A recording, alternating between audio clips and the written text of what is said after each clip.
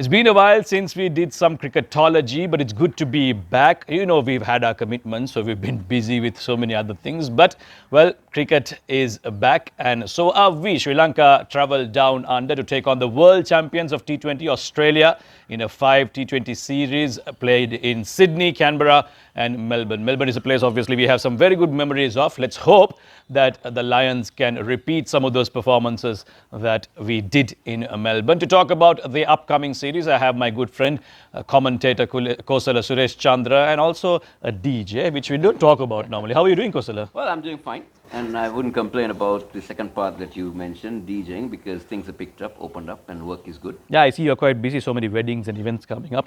Anyway, we're here to talk about the cricket. Sri Lanka is going to Australia. Some exciting cricket coming up. It will be followed by 3 T20s against India as well. Let's talk about Tour Down Under. Let's talk about the squads to begin with. Dasun Shanaka and the boys. Charith Asalanka has been named vice captain.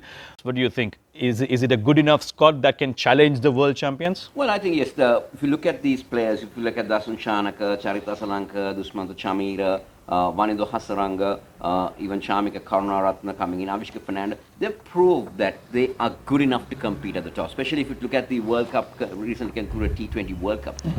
These guys did showcase, even Pathum Nisanga did showcase that they've got it in them to be at the best and compete with the top. So I think only thing is that most of these boys are going for the first time to Australia. That's the concern, how they will adapt to the Australian pitches and the bounce and all that. But apart from that, this looks a good outfit to compete. Yeah, but it's also good experience, isn't it? Because we have the T20 World Cup in Australia. So playing 5 T20s there definitely counts for good enough experience going into that World Cup. But having said that, let's talk about a few omissions and inclusions in this squad. Obviously, one of the notable omissions is the man that everyone has been talking about the last few weeks. That is Bhanuka Rajapaksa. Are we going to miss him on this tour, considering how well he played in that World Cup? Yeah, I think we will definitely miss him, Samir, because you see, to me, Bhanuka Rajapaksa is a fantastic white ball cricketer.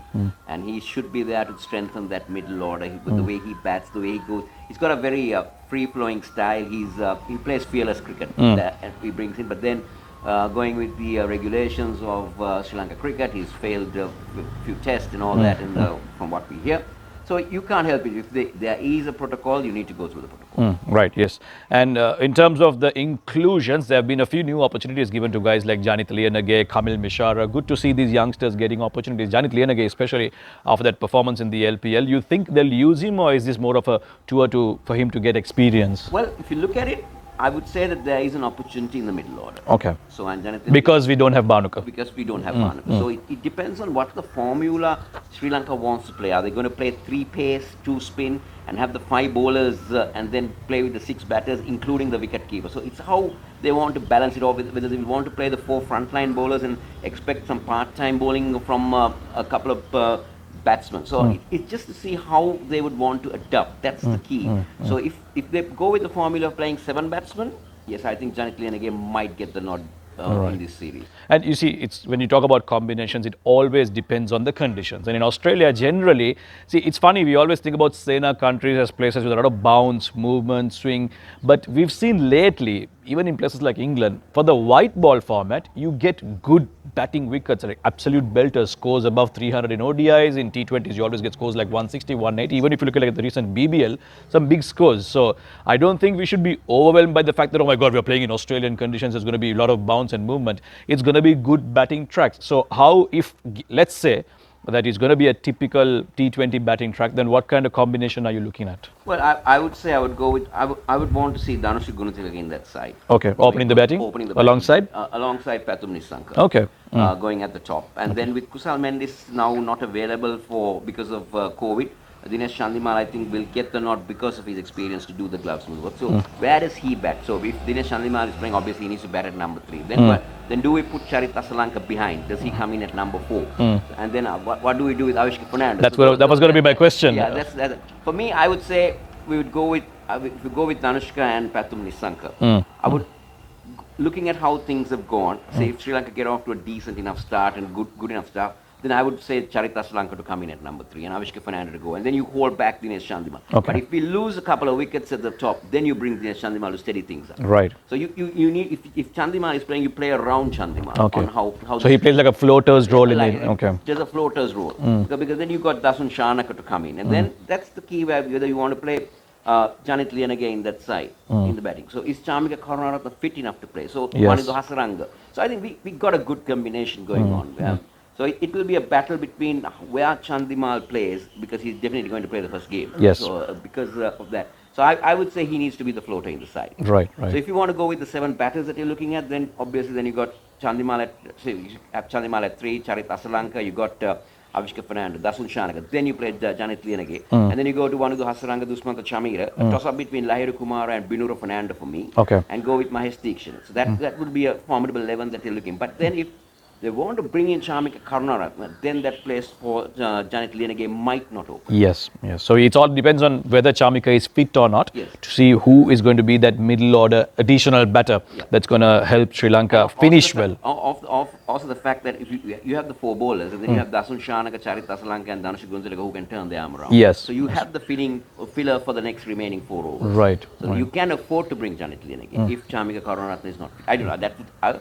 Or even they might think of having Ramesh Mendis. Right. Okay. Yeah, someone who can bat as well. But who are going to be your 2 fast bowlers? I know Dushmanta Chamira is a definite starter, but given all that Lahiru Kumara has been through, even with the LPL, would you put him out there in the deep end again, or maybe give an opportunity to someone like Nuwan Tushara, who we've heard that he is travelling to Australia eventually? Yeah, it all depends on how Sri Lanka, if they want to surprise the Kangaroos, Nuwan Tushara might be a good option, because Yes. they've not seen him much, they've not played him much. Lahiru Kumara is the customary go in hard and hit the deck bowler, which Aussies are very comfortable. They with. like that. Yeah, they like that. So that's and maybe looking at an option of having even Binura Fernando, who doesn't bowl that very quick. He's Variations? 125 to 135 range, but he does a lot of variations. And with his height, if he can generate some bounce.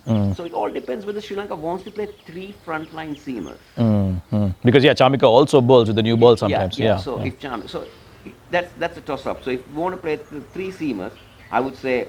And if Chamika is fit, I think Chamika should be the 3rd seam. And you've got Dasun Shanaka who also can bowl a little bit seam up. So I think we got our areas covered. Right. Part for the second, Dusman Chamira will be the automatic choice. Of course.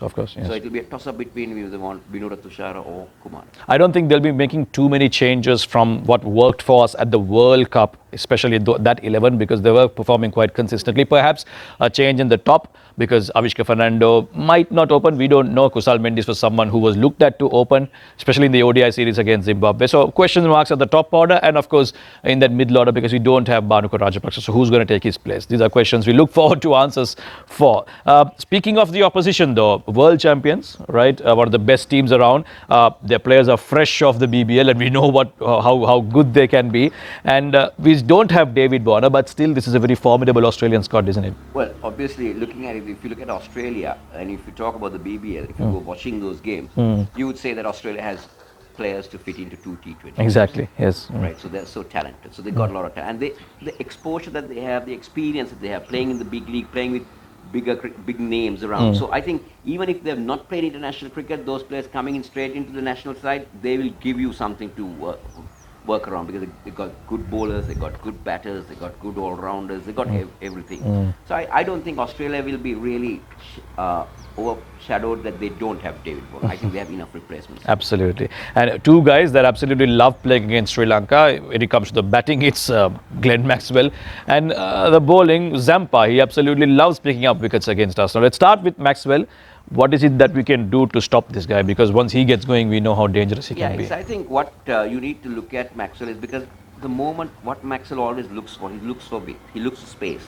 He tries to shuffle around, he tries to innovate a lot of things. So I think the best option might be to go wicket to wicket with him and not allow him to try and do his fancy type of work. Right. So that will be the key. I think the Sri Lankans would have worked a big strategy against Maxwell. You know, the stretching shots he plays over covers. Yes. Shots that he plays with one. None of them are from the book. Yeah, none of them are from the book. It's very hard to think what he's going to do. True. But I think bowling straight to him, wicket to wicket, you miss, I hit theory might be the best plan to go. And I think Manindo Hasaranga might be a key to try and contain Maxwell, because of the wrong ones that he bowls. It comes in very quickly. Maxwell always has. If you look at how Maxwell plays, he has a big gap between his bat and body. So because he makes room for him, he plants his front foot straight and various ways. So I think one of them might be a good option. Yeah, so the first T20, just to add to the fact that this series can be very important, is because that first T20 is just a day before the mega IPL auction. So a lot of these guys will be looking to make an impression just on the final day before the teams decide who they are going with. That's something away from what we're discussing. And what about Zampa? Why is it that we struggle so much against leg spinner? We have quality leg spinners in our squad. We have Wanindu Hasaranga, obviously world #1 T20 bowler, and Jeffrey Van Der Sar. So our batters should be getting some decent exposure batting against leg spin on the nets. I hope that we can play Zampa better this time. Yeah, I think we should really try and play him out. Maybe his 4 overs will be key, not to try and take him on as much, but work him around so that not allow him to settle down to a certain line and length and watch him. Because you see, to me, Adam Zampa, Wanindu Hasaranga are bowlers who bowl the front of the hand goodly. If you look at it, it comes out the 2 fingers. Right. That's what you need to look at. That's their weapon. Both of them do that, and that's been one of the keys for success for both of them. And I think we might have studied him a lot. But again, coming back, Sri Lanka has quality spinners. But again, when you go to the big league, Sri Lanka has always struggled against spin. Correct. That's been a very concerning fact. Maybe the reason, Sam, that because if you look at the top spinners that Sri Lanka have, they always are either on a tour, either playing alongside these batsmen against an opposition. Right. So even our top batsmen have not been able to really, even in the domestic arena, to play against quality spin. Like Yes. Wanindu Hasaranga has not played a domestic season for While. 1.5 years. So those things also count. True. You don't have, though you have quality spinners in your country, but if you don't play against them very often, then there's another thing. You lack that experience, don't you? Right. Final question from you. We are playing 8 T20s on the trot, 5 against Australia, 3 against India. So a mammoth task ahead of us. Before we get to India, of course, let's talk about this series. Tell me your predictions. At least, are we going to win 2 or 3 games in this series? I think we should at least win 2 games. That'll be a big achievement. It'll be the best achievement. So I don't know how Sri Lanka will plan to do it, but then I think if you look at this team, they're very capable of doing it. Definitely. Sri Lanka is really upset because the last time Sri Lanka played a T20 game in Australia, they beat them in both games. The Asayala Gunratna heroics. Yes, absolutely. We can never forget that. So I think maybe what happens mostly in Australia is Sri Lanka put their hand up in Australia. If you really look at the Benson Hedges series that they played, the Tri-Series, the VB series, they've always been a team that have competed very well in Australia. True. So let's see. Let's see. We hope that just like Kosala says, and I agree too, I think winning at least 2 out of the 5 games will be a huge achievement. Remember, we're playing against the world champions, so not an easy task. Let's wait and watch what happens, and we'll come back after the end of this series. We wish Dasun Shanaka and the boys all the very best as they start their tour down under. This is Cricketology. That's Kosala. I'm Sam, and this was our perspective.